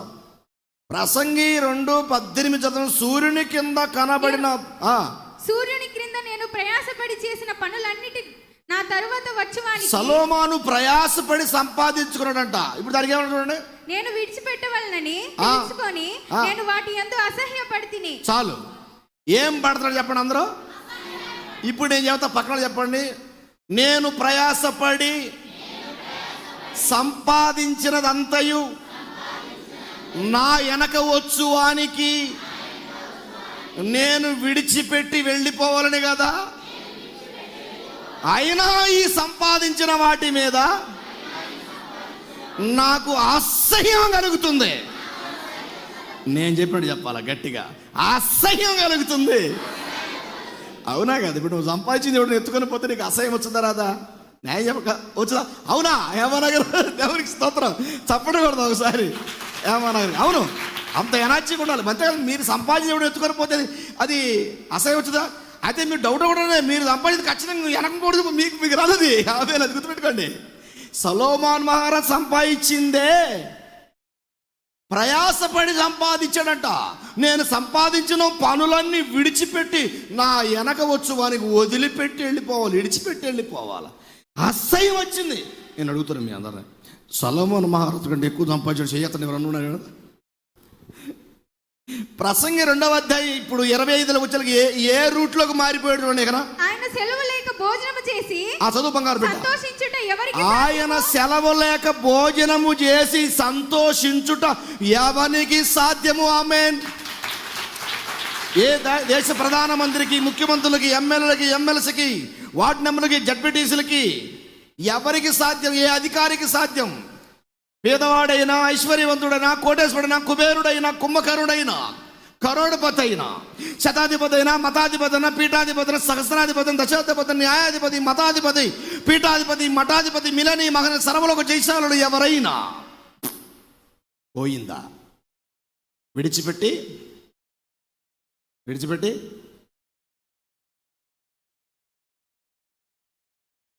మాయరా ఇది మాయరా, చివరికి మిగిలేది దేవుడేరా, దేవుడేరా. ప్రియ దేవుని పిల్లారా, నీకెంతున్నా దాని మీద నువ్వు మనసు పెట్టుకోబాక, ఫిక్స్ చేసుకో. అక్క మీ ఆరాటం, మీ తొందర ఇవన్నీ కాదు. మీకు డౌట్ వస్తుంది. ఒక రెఫరెన్స్ చూడండి ఒకసారి బైబిల్లో. దానియేలు గ్రంథం 4వ అధ్యాయం 33వ వచనం. దానియేలు గ్రంథం 4వ అధ్యాయం 33వ వచనంలో అతడు పశువులే గడ్డి మేసెను, 7 కాలముల పాటు గడ్డి మేసాడు. నెబుకద్నెజరు గురించి. ఆమేన్. ఏం మేసాడు? నెబుకద్నెజరు ఎవరండి చెప్పండి ఒకసారి. ఎవరు చెప్పండి. ఎవరు? బబులోను సామ్రాజ్యపు అధినేత. విచిత్రం ఏంటంటే ఆహారం తినవలసిన రాజు ఏం తింటున్నాడు? గడ్డి. అంటే ఒరే సామ్రాజ్యాలను గడగడలాడించినటువంటి నెబుకద్నెజరు సైతమే పశువులు తినే గడ్డి తిన్నాడురా, నువ్వెంత రాఫ్ట్రల్ అని అర్థం. అది అందుకు రాయించాడు బైబిల్ ఈ మాట. నెబుకద్నెజరు సైతమే గడ్డి మేశాడు. గడ్డి మేశాడు. ఎందుకంటే ఈ ఉన్నదాని రాజధాని పట్టణము నాది, కనబడుతున్న ఈ అందాల ఉద్యానవనములు నావి. అందాల ఉద్యానవనమా ఈ రాజధాని పట్టణమా, నేను కట్టించిందన్నట్టుగా పాడుకుంటాడు ఒక్కడు. నేను వేరే పాట పాడతాను కదా, మీరు అట్ట పాడనా. కొంచెం రాగం తిస్తే మీరు మంకు పోద్దని. మీకు కుర్చీల్లో ప్రశాంతం కూర్చోరు కదా ఫ్యాన్ కింద, చెమట రావట్లేదు కదా మీకు, చల్లగా ఉంది కదా బాగా, మీకు మంచిది. మీరు బాగుండాలని. నాకు చెమట వచ్చినా పర్వాలేదు కానీ మీరు బాగుండాలి, మంచిది. రాజును గడ్డి మేపించాడు. ఈడ మీకు ఏమర్థం కావాలంటే ఆహారం కొరకు అతిగా కష్టపడే వింత పశువు ఏదైనా ఉందంటే ఎవరా పశువు? మనిషే. ఆమేన్. చెప్పుకోవడానికి సిగ్గు. ఎందుకంటే ఆహారం ఇచ్చినటువంటి దేవుడి గురించి చెప్పుకోకుండా ఆహారాన్ని గురించి నువ్వు పొగుడుతుంటే పళ్ళల్లో ఉండగానే మన్నా కురిపించాడు, ట్యాక్స్ చెప్పొద్దా? సముద్రం పాయలు చేశాడు కదా శాలిని, చెప్పాలిగా దీక్ష. వాళ్ళు అందంగా తయారయ్యాయి ఈ మధ్య. దీక్ష చిన్నపిల్ల నువ్వే. కాబట్టి ప్రియమైన దేవుని పిల్లారా, మీ అందరికి నేను ఏం చెప్పాలంటే, ఆకాశ పక్షులు చూడుడి. అవి మీరు చాలా చోట్ల ఈ వర్తమానం వినుంటారు కదా, పోనీ ఈ వర్తమానం ఎట్టున్నారా? న్యాయం చెప్పండి, నిజం చెప్పండి మీరు. ఆమేన్. వాస్తవం చెప్పండి. ఆకాశ పక్షులు ఎత్తవు కోయ వాటిని పోషించాడు దేవుడు, నన్ను కూడా పోషిస్తాడు, నన్ను కూడా పోషిస్తాడని నేర్చుకున్నానే తప్ప అసలు మీనింగ్ ఇక్కడ చూడు. అవి ఎత్తట్లేదంటే పని లేదు, అవి కొయ్యటం లేదంటే పని లేదు. కోసే పని మనకి, ఇచ్చే పని మనకి, అన్ని పని మనకి, కానీ మనం నెట్ల తృప్తిగా. ఆమేన్.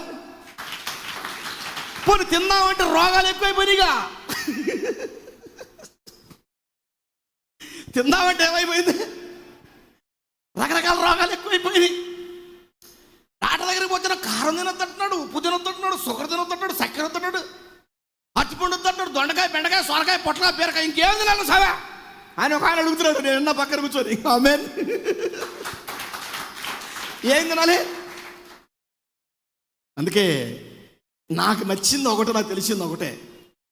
దేవుని కృపలో ఇప్పుడు నాకు అన్నీ ఇచ్చాడు. అందమైన కుమారుని ఇచ్చాడు, చక్కని భార్యని ఇచ్చాడు, భాగస్వామిని, మంచి ఇల్లు ఇచ్చాడు, మంచిగా సంఘాలు ఇచ్చాడు, అనేక నాతో బిడ్డలు ఇచ్చాడు. కానీ మీరు నమ్ముతారు నమ్మరు, నేను ఇవన్నీ ఉన్నాయని ఎక్కువగా ఆనందపడగాని ఏ పోడు కాబట్టి తృప్తిగా ఆనందపడి దేవుని స్తుతిస్తూ ఉంటా. ఆమేన్. ఎప్పటికప్పుడే ఫ్రెష్. నేను ఒకటి నేర్చుకోనండి, పక్షి అప్పటికప్పుడుగా ఫ్రెష్ భోజనం చేస్తుంది, మనం మాత్రం ఎప్పుడుగో మురగబెట్టుకొని దీన్ని కప్పు కొడుతున్నాం. ఆమేన్. మొన్న మా నాన్న వచ్చాడు ఆంధ్ర నుంచి. అయ్యా ఫ్రెష్ పాలు లేవంట అయ్యా అన్నాడు. బర్రె పాలు, ప్యాకెట్ పాలే ఈ మొఖానికి. ఆమేన్. ఏమన్నాయి? అందుకే దేవుడు చెప్తున్నాడు, నెబుకద్నెజరు చేశాడు, గడ్డి వేశాడు. ఏం వేశాడు? దేవుడు తలుచుకుంటే ఎవరైనా గడ్డి మేపిస్తాడని నేర్పిస్తున్నారు రెఫరెన్స్ మనల్ని. నేను అన్నా అనుకో మీరు కోపడుతుంది, అట్లా పెట్టా. ఇక అర్థమైందా? ఇప్పుడు నేను అన్నా అనుకో, నువ్వు గడ్డి మెత్తావు అనుకో, వచ్చేవారు ఈ చర్చికి రావద్దు, చూడ ఆడ బాగుందంట, మరి ఆడకెందుకు పోతావు? ఆడ మమ్మల్ని ఏమనడు. ఎందుకంటాడు? ఇష్టమైన బట్టలు కట్టుకొని తిరిగినా ఏమనడు. మొన్న ఒక ఆయన నిజం చెప్తున్నాడు, రియల్గా ఒక భర్త నా కాడకు వచ్చాడు. తన భార్యకి తెలియకుండా నా దగ్గరికి వచ్చి, అయ్యగారు ఆ వ్యక్తి మా భార్యకెళ్ళి ఊరగా చూస్తున్నాడు అని అన్నాడు. ఒకసారి చెప్పాడు, గమ్ముగా సైలెంట్ అయిపోయా.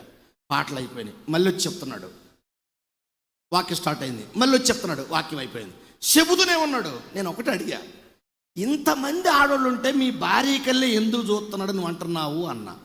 ఏమో అయ్యగారు తెలియదు అయ్యగారు అన్నాడు. అప్పుడు నేను చెప్పా, ప్రియా దేవుని పిల్లారా తప్పు కనుకోకండి, నేను చెప్పాను, స్త్రీ బట్టలు వేసుకుంటున్నప్పుడు మన ఒళ్ళు కనబడకుండా బట్టలు వేసుకోవాలి. నేను పచ్చిగా చెబితే మీరు బాధపడతాను చెప్పట్లా. ఎక్కడో చూపించాల్సిన అందాన్ని వీధిలో ఉన్న వాళ్ళకి, వీధిలో ఉన్న కుక్క ముందు మాంసం వేసినట్టుగా ఈరోజు నీ దేహాన్ని చూపిస్తున్నప్పుడు చూడకుండా ఏం చేస్తారో చెప్పండి. ఇంతమంది ఆడవాళ్ళు ఉన్నారు, వాళ్ళకెళ్ళి చూడలేదు, నా భార్యకెళ్ళి చూస్తున్నాడు, నువ్వు చెబుతున్నావు బాగానే ఉంది బ్రదర్, కానీ నీ భార్యకెళ్ళి ఎందుకు చూస్తున్నాడంటే ఆమె వెనక వైపున చండాలంగా ఒక ఎకరం కనబడుతుందంట ఆయనకి. నేను రహస్యంగా బ్రదర్ని అడిగా, వేరే రూట్లో పెట్టి ఆ భర్త మీద చెప్పకుండా అడిగా. అతను అన్నాడు, ఏం చేయమంట, మమ్మల్ని రెచ్చగొడుతుంది అన్నాడు. ఆమేన్. ఏమన్నాడు? మమ్మల్ని ప్రియ దేవుని పిల్లలారా, మనలో ఒక సాంప్రదాయం రావాలి, మనలో ఒక ఆత్మీయత రావాలి, మనలో ఒక సంస్కారం రావాలి, మనలో ఒక మంచి మర్యాద రావాలి, మనలో ఒక వస్త్రధారణ రావాలి, మాదిరికరమైన జీవితం కావాలి. ఉన్నకలు అన్నారు, అయ్యగారు మీరే చెప్పారంట కదా పువ్వులు పెట్టుకోమని అన్నాడు. నేను వద్దన్నాను. ఇప్పుడు మాత్రం కాకపోతే ఇంట్లో పెట్టుకో, చర్చిలో కాదు. ఆమేన్. నీకు అర్థమైందా? నేను మాట్లాడే ప్రతి దానికి సమాధానం ఉంటుంది. అందుకే ఇందాక చెప్పా సంచలనాత్మక జ్ఞానం అని చెప్పి. ఇక్కడ నువ్వు పువ్వులు పెట్టుకో, ఏడ పెట్టుకుంటావు? నీ భర్త కాడ పెట్టుకో, వాసన రావాలి మీ ఇద్దరి మధ్య. పెట్టుకో చెమట కప్పు లేకుండా. నువ్వు ఎక్కడ వీధుల్లో తిరుగుతా ఎవడెడుకో నీ వాసన చూపిస్తే వాడు ఎగబడతాడు. ఏం చెప్తావు? సాంప్రదాయం కావాలి. చాలామంది కొంతమంది సార్ తాళి బొట్టు ఉండకూడదంట కదా, గొలుసులు పెట్టుకోకూడదంట కదా, ఆ బొట్టు పెట్టుకోకూడదంట కదా, మంగళసూత్రం పెట్టకూడదంట కదా ఆడతారు. నేనన్నా, ఎవడు చెప్పాడు మీకు? మంగళసూత్రం ఉండాలి, తప్పకుండా ఉండాలి. 3 పేటలతో త్వరగా. అది ఆత్మీయంగా ఆలోచించు. దానికోసం కదా, ఇంకో దానికోసం నాకు చెప్తాడు. అవన్నీ కాకం కదా కుదరవు. 80 యాకోబు దగ్గర కుదరవు. అవన్నీ గెలవలేడు కూడా. ఎవడన్నా వస్తున్నా ముందుకు వచ్చా మళ్ళీ చెప్తున్నా, బైబిల్ తుది ఆన్సర్. బైబిల్ గెలవలేడు. మంగళసూత్రం ఉండాలి, గొలుసులు ఉండాలి, బొట్టు ఉండాలి, కాటికి పెట్టుకోవాలి, తప్పలేదు. కానీ ప్రశ్న వేస్తా, మంగళసూత్రం అందరి గనిమేళ పెట్టుకోబాక, లోపలేసుకో. గొలుసులు వేసుకున్నప్పుడు ఆ వీధి నాటకాలు ఎగురుతారే, డ్యాన్స్ పిల్లలు ఎగిరినట్టుగా అట్ట వినబడకూడదు. Check check check check check check check check check అన్నప్పుడు మైండ్ ఎవరి మీద పోతుంది చెప్పండి? ఇప్పుడు ఇక్కడ గజ్జల రాణి ఏమన్నా ఉందా అని పెద్దలు అంటారు, రాజు అని అంటారు ఒకసారి. అందుకంట ఎస్తేరు వెళుతుంటేనంట అహేశ్వర రాజు ముందుకి కాలి చప్పుడు కూడా ఆమెకి రాలేదట. ఆయనకి వస్తేని తీసి అవతల పడేసి మొదటి భార్యని ఎస్తేరు తీసుకెళ్ళి సింహాసనం కూర్చోబెట్టి, ఎందుకు కూర్చోబెట్టుకున్నాడంటే ఆమె నడుస్తున్నా కానీ ఆ శబ్దం పక్కన వాళ్ళకు కూడా ఇదండి ఆడపిల్లకి అందం. ఆమె వద్దని ఎవడన్నాడు? గొలుసులు పెట్టుకోండి, మంగళసూత్రం పెట్టుకోండి, బొట్టు పెట్టుకోండి అని చెప్పేసి పెద్ద బేతాళ దెయ్యంలా పెట్టుకోబాక బొట్టు. నీ కొంచెం కంటికి కనిపినట్టుగా. ఒకడు యూట్యూబ్లో కామెంట్ పెట్టాడు, ఈ మధ్య పాస్టర్ గారు కూడా కాటికి పెడుతున్నాడే బొగ్గర సుక్క అన్నాడు. నేనన్నా వరే దరిద్రుడా, నేనే అది పెట్టాను రాను. ఇంకొకటి రాశాడు, పాస్టర్ గారు లిఫ్ట్కి బాగా పోస్తున్నాడే పెద్దలకు అన్నాడు. ఓరే స్వామి, నేను పొగట్రే రా, ఆయన లిఫ్ట్కి ఆడ పూసాను రా. డౌట్ వచ్చేసింది. అప్పుడు నేను చెప్పారు, అది పుట్టు మాచరా కాటి కదరా దరిద్రుడా అన్న. ఆమెన్. అప్పుడు వాడేం పెట్టాడు, అది ఒకవేళ బొగ్గన సుక్క కాకపోతే ఆ పుట్టు మచ్చ ఖచ్చితంగా అక్కడే ఎందుకు వచ్చింది అన్నాడు. ఆ దేవుడు మహిమరా అని చెప్పా. ఆమె అవునా కదా? ఆ పుట్టు మచ్చలకు ఎక్కడే వచ్చింది. నన్ను ఏమంటావు? నాకు ఈ సైడే వచ్చింది. అది కూడా ఎటు వచ్చింది, ఈ సైడే వచ్చేసింది. నన్ను ఏమంటావు? ప్రియ దేవుని పిల్లరా, ఉండొచ్చు అండి, అన్నీ ఉండొచ్చు, తప్పలేదు. మంగళసూత్రం ఉండాలి, బొట్టు ఉండాలి, కాటికి ఉండాలి, కళ్ళ కాటికి పెట్టుకోవాలి. వెనకటి చిన్న కాలంలో మా అమ్మ కళ్ళలో పుష్పాలని చెప్పేసి కలెక్కి వేసేది, తెలుసా మీకు? ఈ మధ్య కొంతమంది డాక్టర్లు కూడా చెప్పింది తెలుసా, యాపకాయ ముందు అది నైట్ వేసి పడుకోండి, తెల్లారి పొద్దున పుష్ అంతా కళ్ళలో కొట్టుకొని పెట్టుకో, తప్పేమో మంచిదే. కాటికి కూడా పెట్టుకోండి, కానీ ఎప్పుడు పెట్టుకోవాలా? చర్చిలోకి వస్తున్నప్పుడు నీ కళ్ళు పెద్దగా ఉన్నట్టు వాడు చూసి నీ సైగ చేసి నీ లైన్ వేసుకోవడం కాదు, ఇంట్లో పెట్టుకోవాలా. ఆమె అది అర్థమైంది మీకు? కాటిగా పెట్టుకోకూడదు అన్నీ మళ్ళీ మాకే వేస్తారు. అరే ఏమి రాని మీకే ఎంత జ్ఞానం ఉంటే 35 ఏళ్ళు బైబిల్ నాకెంత జ్ఞానం ఉండాలి. ఆమె ముగించేసుకుందానండి, టైం అయిపోతుంది కదా. కాబట్టి ప్రేమైన దేవుని పిల్లారా, పెట్టుకోవాల మాదిరి బట్టలేసుకోండి, ముచ్చటగా ఉండండి. పౌలు ఏమన్నాడు? నీ జడ ఎవరికి కనబడకూడదు. జడే కనబడుతుంది, ఈపు కనబడచ్చా? అందుకే రాత్రిపూట పడుకున్నప్పుడు ఒక కళ వచ్చిందని ఎక్కువగా చెప్తారు. ఏ కళ చెప్పండి?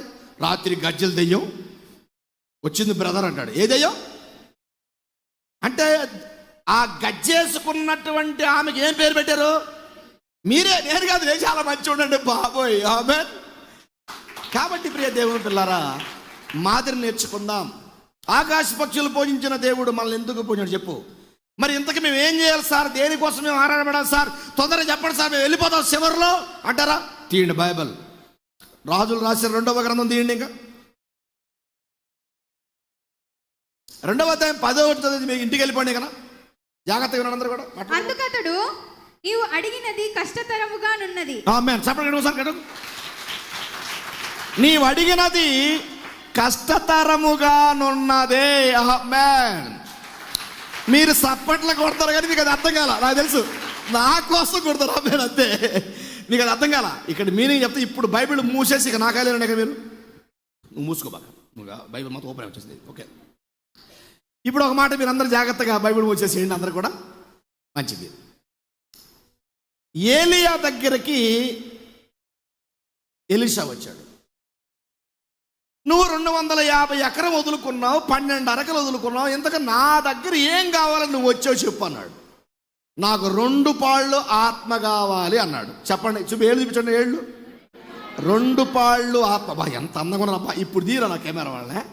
పైకి లేపండి, చేతి పైకి లేపండి. అలా నవ్వుతూ ఉండండి. రేపు యూట్యూబ్ జనం చూస్తాం అందరినీ. అది 5 నుంచి బాగా తల్లి చూడండి ఒకసారి. 2 పాళ్ళు ఆత్మ కావాలి. చాలు, ఇప్పుడు దించండి. ఇక ఆయన ఏమన్నాడు? నీవు అడిగినది కష్టతరముగానున్నది. ఆమేన్.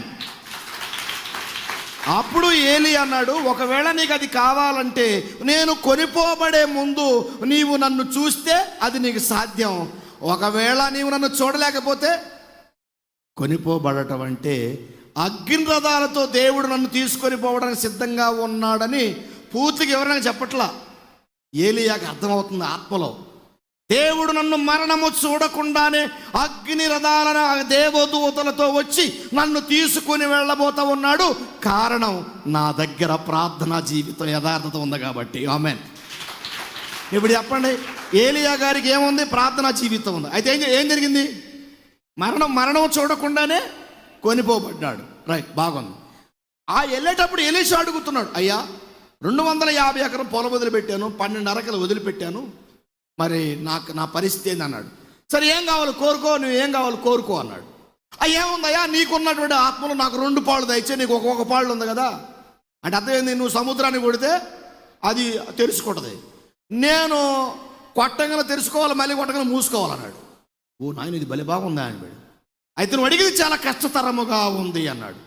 వెంటనే నడుచుకుంటూ పోతున్నారు. అయ్యా, దేవుడు నన్ను బేతేలుకి రమ్మన్నాడు, నీవు ఇక్కడే ఉండన్నాడు. యెహోవా జీవముతో నీ జీవముతో నేను నీతోనే వస్తా అని చెప్పాడు. నడుచుకుంటూ కొన్ని రోజులు ప్రయాణం చేశారు. మరలా దేవుడు నన్ను ఎరికో పట్టణం రమ్మన్నాడు, కాబట్టి నువ్వు ఇక్కడే ఉండు అని చెప్పేసి అన్నాడు. యెహోవా జీవముతోడు నీ జీవముతోడు నేను నీతోనే వస్తానని చెప్పేసి ఇలా యోద్ధాను రమ్మన్నాడు, బేతేలు రమ్మన్నాడు, ఎరుకో రమ్మని చెప్పేసి లాస్ట్కి యోద్ధాను రమ్మన్నాడు. దేవుడు చాలా దూరం సముద్రాలు దాటుకొని పోవాలా, కాబట్టి నువ్వు ఇక్కడే ఆగిపోయాగా ఉన్నాడు. అప్పుడు ఎలీషా అన్నాడు, అయ్యా అన్నీ విడిచిపెట్టి వచ్చింది ఎందుకంటే, అయ్యా నేను అన్నీ వదిలేసే కదా, అమ్మని నాన్నని గోర్తు నూకలతో మాంసం ఉండి అందరికి భోజనం పెట్టి అమ్మ నాన్న ముద్దు పెట్టుకొని నీ ఎంట వచ్చాను కదా, నాకు ఆస్తి అంతస్తులు వద్దయ్యా, ఎకరాల పంట నాకు వద్దయ్యా, నాకు కావాల్సింది ఆత్మ కావాలి. అబ్బా, ఇప్పుడు దేవుడు అడుగుతున్నాడు మీ అందరూ, మీరు అడగాల్సింది తిండి కాదు, మీరు అడగాల్సింది కూడు గుడ్డ కాదు, మీరు అడగాల్సింది క్షయమైన ఆహారం కాదు, దేవుని ఆత్మను దయచేయమని అడగాలి. ఇది పాయింట్. అప్పుడు దేవుడు మిమ్మల్ని తప్పకుండా మిమ్మల్ని పోషిస్తాడు. ఆమేన్. ఇది పాయింట్. ఇప్పుడు మీరు ఏ పాయింట్కి వస్తారు? మీరు యేసు ప్రభు చెప్పిన పాయింట్ మీరు చూడండి. యోహాను సువార్త 6వ అధ్యాయము, త్వరగా చదువు, 27వ వచనం చూడండి. క్షయమైన ఆహారము కొరకు కష్టపడకుడి గాని నిత్య జీవము కలుగజేయ అక్షయమైన ఆహారము కొరకే. ఆమేన్. అది నిత్య జీవము కలుగు చేసే ఆహారం కోసం. ఏమన్నాడు? నిత్య జీవము కలుగు చేసే ఆహారం కోసం. అది అక్షయమైన ఆహారం. అక్షయమైన ఆహారం అంటే వ్యర్థమైంది. క్షయమైన ఆహారం కొరకు మీరు కష్టపడబకండి. అక్షయమైన ఆహారం కొరకు అనగా నిత్య జీవము కొరకు మీరు అదే అంటాడు, మొదట నీ నీతిని నీ రాజ్యాన్ని వెతకండి. చర్చికి వస్తారు కదా, ఆయన నీతి వెతకండి. చర్చికి వస్తారు కదా, ఆయన రాజ్యాన్ని వెతకండి. చర్చికి వస్తారు కదా, నిత్య జీవం అడగండి. చర్చికి వస్తారు కదా, ప్రభా నాకు మరణం లేకుండా నాకు జీవం అడగండి. చర్చికి వస్తారు కదా, ప్రభా నా ఆత్మకు స్వర్గం అడగండి. చర్చికి వస్తారు కదా, ప్రభా నా ఆత్మకు పరలోకి అడగండి.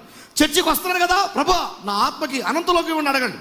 చర్చికి వస్తారు కదా, ప్రభా నా ఆత్మకి నీ పరిశుద్ధాత్మను తోడు చేయి ప్రభు అని అడగండి. నిలబడదాం, అందరూ లేచి నిలబడదాం, ప్రార్థన చేసుకుందాం. మనమందరం కూడా ప్రార్థన చేసుకుందాం. అందరం కూడా ప్రార్థనలో ఉందాం. అందరూ కళ్ళు మూసుకొని మనమందరం ప్రార్థనలో ఉందాం. ఈ సమయంలో శ్రావణి గారు ముందుకొచ్చి మనలందరినీ ప్రార్థనలోకి నడిపిస్తారు. మనందరం కూడా కళ్ళు మూసుకున్నట్లయితే ప్రార్థన చేసుకుందాం. శ్రావణి గారు ప్రార్థనలోకి నడిపిస్తారు. రైట్, అందరూ చదువుతుంది, ఎవరు బయట కదలదు, ఎక్కడ బయటికి వెళ్ళొద్దు కూడా. మిక్కిలిగా ప్రేమించిన ప్రియా పరలోకపు తండ్రి, జీవం కలిగిన ఆయన, జీవాధిపతి, సర్వశక్తిమంతుడా, నీ ఉన్నతమైన శ్రేష్టమైన ఘనమైన నామాన్ని బట్టి నీకు వందనాలు స్తుతులు స్తోత్రములు చెల్లించుకుంటున్నానయ్యా. కన్న తండ్రి, నీ ఆత్మీయ తండ్రిలో తండ్రి నీ పరిశుద్ధ ఆత్మను నింపి తండ్రి శక్తి కలిగిన నీ వర్తమానమును ప్రభా మాకు వినిపించిన విధానాన్ని బట్టి నీకు వందనాలు స్తుతులు స్తోత్రములయ్యా. మనిషి తండ్రి జంతువులాగా ఎంత కష్టపడుతున్నాడో తండ్రి మాకు నేర్పించిన విధానాన్ని బట్టి నీకు వందనాలు స్తుతులు స్తోత్రములయ్యా. క్షయమైపోయే ఈ లోకంలో తండ్రి ఆహారం కొరకు తండ్రి ఎలా వెతుకులాడుతున్నామో తండ్రి మీరు మాతో సూటిగా స్పష్టంగా మీరు మాట్లాడినందుకే నీకు వందనాలు స్తుతులు స్తోత్రములు చెల్లించుకుంటున్నానయ్యా. కన్న తండ్రి మీరు దీవిస్తేనే తండ్రి మేము ఆశీర్వాదం మాకు వస్తుంది దేవా. నీకు వందనాలు స్తుతులు స్తోత్రములు చెల్లించుకుంటున్నానయ్యా. తండ్రి మీరు ఆశీర్వదిస్తేనే మాకు తండ్రి మేము కష్టపడితే కానీ ఏది రాదు. కానీ కన్న తండ్రి నీ ఆత్మతో మమ్మల్ని నింపండి దేవా. నీకు వందనాలు స్తుతులు స్తోత్రములయ్యా. ఆహారం వల్ల మేము వెతుకులాడక కన్న తండ్రి నీ ఆత్మతో నింపండి దేవా. నీకు వందనాలు. ఆకాశ పక్షులు తండ్రి విత్తట్లేదు, కోయట్లేదు ప్రభువా, కానీ వాటిని మీరు పోషిస్తున్నారు తండ్రి. నీకు వందనాలు స్తుతులు స్తోత్రములు చెల్లించుకుంటున్నానయ్యా. తండ్రి మనిషి ఎంతగానో ఆరాట పడతాడు, కానీ కన్న తండ్రి పక్షులకి మీరు ఎంతగానో మీరు పోషిస్తున్నందుకే నీకు వందనాలు స్తుతులు స్తోత్రములు చెల్లించుకుంటున్నానయ్యా. మీరు పోషిస్తూ వాటిని బ్రతికిస్తూ తండ్రి ఒక అర్థాన్ని తండ్రి మాకు తెలియపరిచిన విధానాన్ని బట్టి నీకు వందనాలు స్తుతులు స్తోత్రములయ్యా. తండ్రి 2 పాళ్ళ ఆత్మను తండ్రి ఏలి ఎలా పొందుకున్నాడో కన్న తండ్రి మేము కూడా ప్రార్థన ద్వారా తండ్రి పొందుకోవడానికి మీ కృపా సహాయమును దయచేయండి. వింటున్న వాక్యాలన్నింటిని బట్టి కూడా నీకు వందనాలు స్తుతులు కృతజ్ఞతలు చెల్లించుకుంటూ నన్ను నేను తగ్గించుకుంటూ నీ నామాన్ని హెచ్చిస్తూ నజరేయుడైన యేసుక్రీస్తు సర్వశక్తి నామములో స్తుతించి ప్రార్థించి అడిగి వేడుకున్నాను తండ్రి. ఆమేన్.